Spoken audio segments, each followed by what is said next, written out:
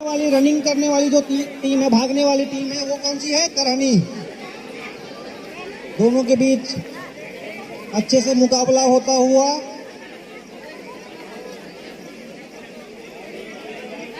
और यह टाइम जो है 5-5 मिनट का खेला जा रहा है। 2 मिनट रेस्ट का टाइम मिलेगा 5 मिनट के बाद।